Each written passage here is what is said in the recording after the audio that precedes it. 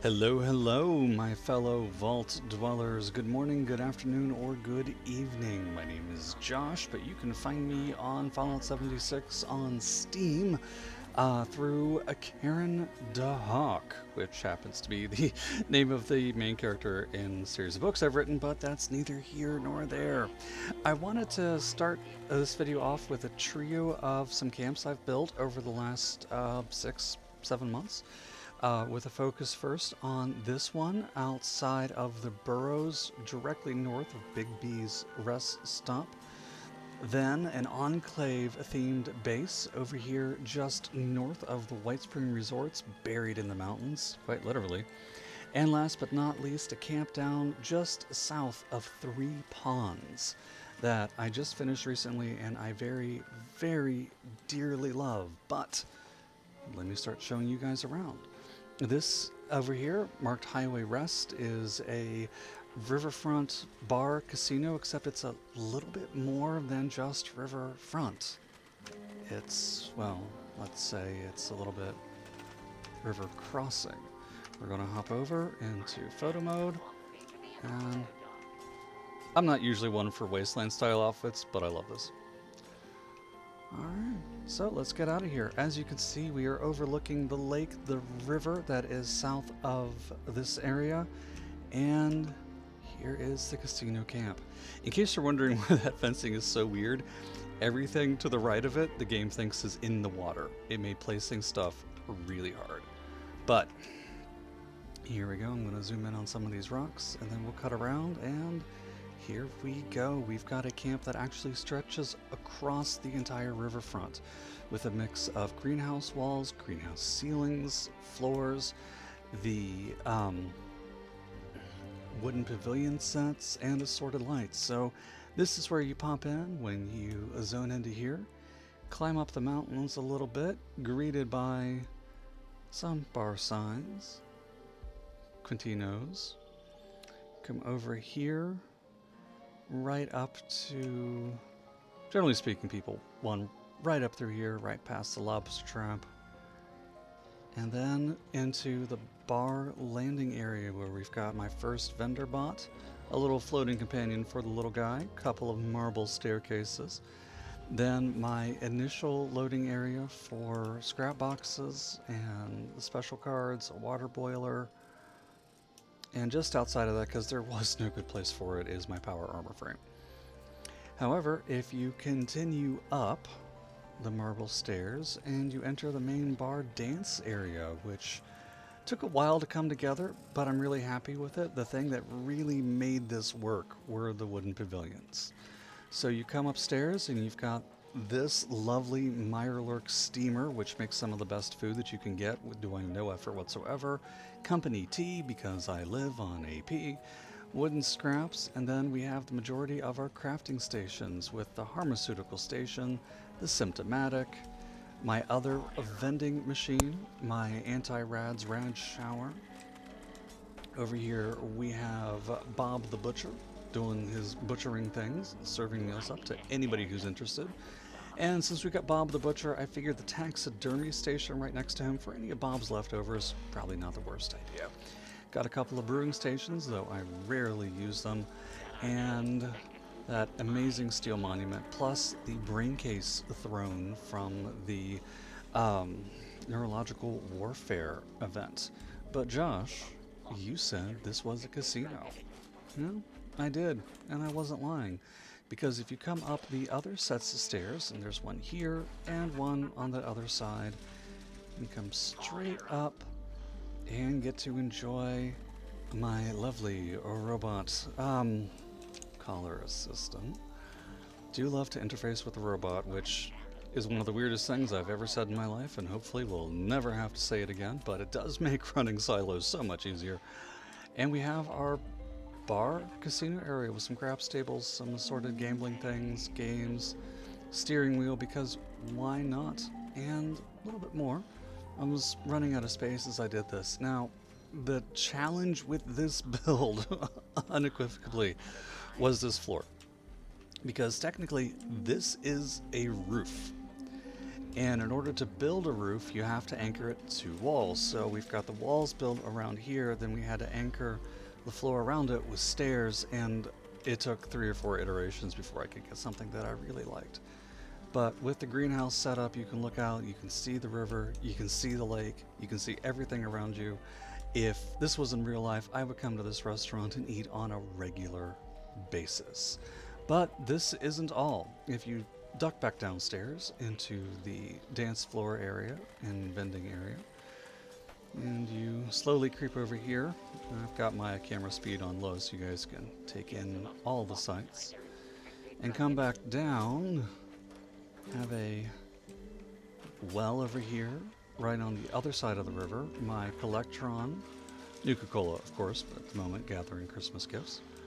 And then we have our elevator down to my casino shelter, which is still a work in progress after 6 months. I still love it to death. Armor workbench right here, and then past this locked gate is the best power generator in the game, this fusion box power generator, which powers almost everything with no power required. All in all, I really love this. I've run out of space for props, and this area right here, where it could use some extra decorations, the game thinks it's underwater, so can't do anything with it. Same thing with behind the generator. Game thinks it's underwater. But all told, I like it. It's easy, it's livable, it's breathable, it's got a great view, and I was very happy to see how this camp came together. Then with that said, let's take a walk somewhere a little darker as soon as I grab some purified water. Alright, this next camp, wait, let me also not stand directly over the river. That may end badly. Alright, there we go. Alright, so this next camp does occasionally have a loading glitch. We're going to see if I can port over there safely. I don't keep it active as often because of it, but one thing I'm going to note about this camp and the next one is that I built a lot of walls with foundations. It's not the easiest trick to master, and it does take a couple of do-overs, but once you have it done, while it eats into the camp budget a good bit, there's something special to be said about the look and style of a concrete foundation and the enclave foundation on the outsides. And to me, it makes a huge difference. And that screenshot was from a previous wooden camp that I had ages ago. And are we going to glitch on load in? We are. And if you've ever popped into my camp and you've run into this, I am so sorry. I've tried to make as many tweaks as I can with the positioning, and it's something I'm going to have to work on again later. But that said, welcome to the Enclave in the Mountains and the Enclave Shelter Camp. Let me pop right out of here in photo mode. And we're going to approach this from the outside. As you can see, I am really literally buried in the mountains, but that's okay because this camp is a wall in the mountains,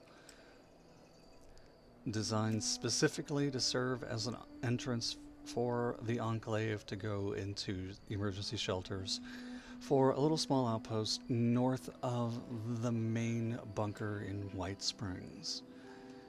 Now, after being taken over by aspiring vault dwellers, I did some interesting things to this. So you port in usually over here, down by these ramps, and you come up, and what we've got here are shelters buried inside behind these laser walls.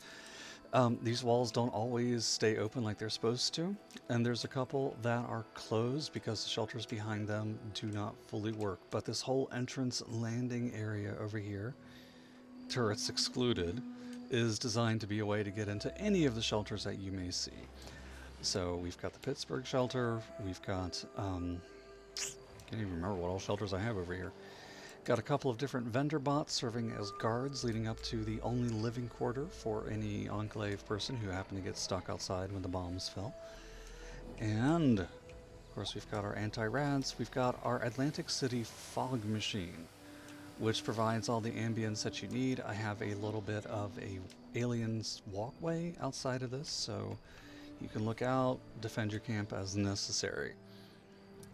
And if you decide you don't want to go into the shelters, you can come up into here, into the living and work area. To the immediate left, we have our workbenches. And I did similar with the trick with the roofs, so you can look through these glass roofs and see people as they're entering and exiting the shelters throughout the area. But camp builds, soft enclave style, mood lighting. And this is what I mean by the walls. It looks so good when it's a foundation wall. Nothing else looks like it. As you come across, we've got the vault door there, and I'll show you why. And over here, a small living, meeting, work area, monitoring station for the outside world. Simple bed.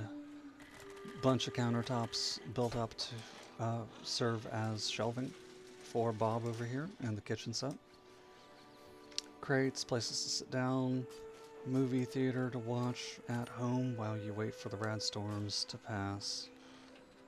And then, for all of our VIPs who might have been rushing to get over here to the shelter and didn't quite make it, of course, we've got some laundry stuff here. And look up, we've got a nice big sky dome overhead. We have our entrance into our casino, again, because I love that shelter so much. And you go all the way up to the top, and we have an airport landing platform. When I can swing it for one of the outdoor major shelters that has the vertibird landing, I'm going to stick it right up here. So some Vault-Tec signs, searchlights, spotlights. It's the Enclave shelter that you didn't know you needed. I was actually inspired by somebody's build. I never did get their name. Saw it on one of the Facebook camp groups and decided to do my own take on it, and I'm incredibly happy for how this turned out. The only thing I'm not thrilled with is the landing, and I've played with it so much I can't keep track. Bonus feature, Tesla style power connector for the fusion generator. And that's it for this one, so I'm going to hop off the wall here carefully. Not inclined to take fall damage today. And then last but absolute, I love this view. I love the view approaching it. Alright, last but not least, and I'm glad that the sun's starting to come out a little bit, down here just south of 3 ponds. And we're going to see how this one is going to come out. So, keep your fingers crossed, guys. Loading slow but surely, but here we go. So, this one starts out right at the base of 3 ponds, and you'll notice over here, again, I did the same thing. I have this camp built on layers of foundations. There are at least 3. Technically 1, 2, 3. Technically 4 layers of foundations for this camp. That said, this is only a 3-story camp. You can't get any further lower than this. And then when you land in, come right on up into this lovely area. Switching back into photo mode. Turning off the menu. And let's take a look, shall we? So you zone in right away. And you've got this partially submerged Riverwalk style walkway. And did I get far enough in? Okay, there we go. Camera's acting weird, guys. Hang on a second. Let me scoot in further. Okay. Alright, so back in. So you've got 2 ways to approach this camp. You can either come down here through this little submerged walkway from the lake as the lake sort of filled up. You can take a peek from here at all the tiki torches, which will not stay lit no matter what I do. A boat that I've got floating in the water. Trade secrets. No, really simple. I just put a boat on top of a foundation and then dunk the foundation underwater. It worked. If you come up through the top area, you've got a kegger. You've got my favorite new plushies, the marshmallow plushes, enjoying a campfire, roasted pemmican, stash box, tree stump, vendor bot, all right there, right for anybody who needs. Are you kidding? You're not kidding me. Excuse me. First things first. Sorry, everybody. What in these? Go away. Go away. That was rude of you. Now give me your bones. Because I'm ruder than you are. Sheesh. Everybody's a critic. Crap.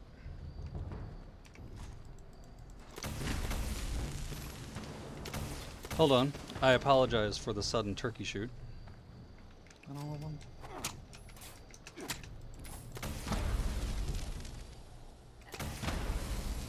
Of course, the squirts have got to invite themselves.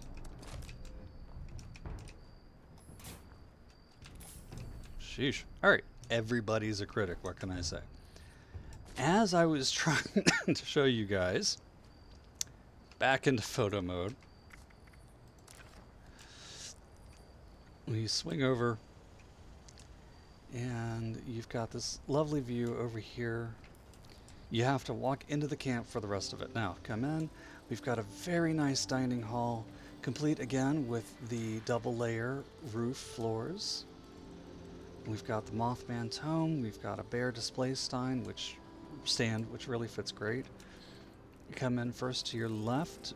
We've got our workstation area, workbenches, everything you need except for the power armor. Then a little bit further to your left, we have our decorated bathroom. There's a reason why that's open like that. Anti-rads. Bob again, the Meyerlick thing again. Cooler, which I don't use, it's just there for looks. Mounted Thrasher head, explains why they're so angry. Pots and pans overhead for Bob. Symptomatic. Fireplace to relax. Then if you happen to sneak outside, we've got a Nuka-Cola hot tub, power armor frame, another Collectron. Swinging down here, we have the pizza stove cooking station right out here, so you can fix a nice meal right outside and enjoy the sight of this gorgeous waterfall coming down, filling up the lake before it travels on elsewhere. And then up here we have a small cemetery for somebody who I know nothing about, who just happens to lay around up here dead all the time. Keeps falling out of the coffin, what can I say? But if you come back into the camp proper, but really that dead guy, he's here in the area, and I wanted to have something that would sort of fit for him. You can cover him up with some large props, but why not make it part of the story? Alright, but as you come home, you want to have a home to come home to. Come up the stairs in the back. Enjoy the view when you can get one. And then over here, I've got some plushies standing around, Christmas tree, just the sort of home comforts of homes kind of things. Didn't really have a whole lot I could do with this living area because I ran out of prop space, but pipe organ over there because it just looks so cool and it really fits with the rustic feel of the camp. In here, the bed. Make up your own minds why there's applause. Soft mushroom lighting, dresser, antique globe of Mars. If you pop your head outside, you can get on the second tier balcony, oversee the entire camp area. You can see the weather station all the way back in the background. Have a view device over here that gives you the view of Skyline Valley. There's nothing you can't see from this camp. But once you're done looking outside, pop back in and say you need to do some laundry or want another view or want to hit the ice cooler. Come downstairs into my basement where I've got access to a number of things, including a weather station, sorted lights, sorted appliances, a giant mounted thrasher.